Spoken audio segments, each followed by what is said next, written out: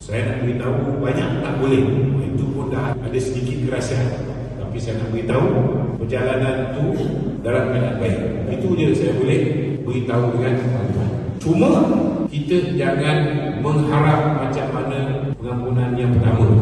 Pengampunan yang pertama itu Datuk Seri Najib pun cakap dia akan dibebaskan. Dia begitu yakin dia akan dibebaskan. Cuma tuan-tuan kena fahamlah, kalau kita nak salahkan lembaga pengampunan ke, nak salahkan aku ke, tak guna tuan-tuan.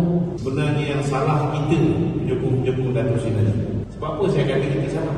Sebabnya penyokong Datuk Seri Najib dia ramai, tapi ramai dia sokong diam-diam. Masalahnya orang yang buat keputusan ni tuan-tuan, kalau saya bagi tuan-tuan peluang untuk buat keputusan nak bebaskan Datuk Seri Najib ataupun tidak, tuan-tuan kena ambil kira apa kehendak orang nak betul tak? Yang menjadi masalah dia, geng-geng yang benci Datuk Seri Najib macam bersih. Mereka buat misi, mereka buat petition mendesak supaya Datuk Seri Najib tak diberikan pengampunan. Suara kita di mana tuan-tuan? Yang punya mahkamah pun makin sikit, betul tak? Jadi orang yang buat keputusan di sesedara mempunyai anggapan kalau dia bebaskan Datuk Seri Najib, ramai yang akan marah. So macam mana tanggapan ini, persepsi ini muncul?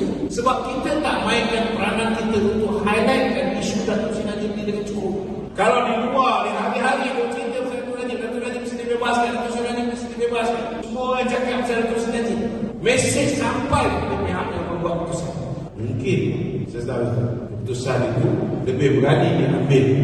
Sebab bagi saya lah kan, orang di tuanku yang dibuat aku ke-16 ni orang yang paling rapat dengan Datuk Seri Najib. Kalau ada orang nak bagi pengampunan penuh, itulah orangnya. Itu pandangan saya.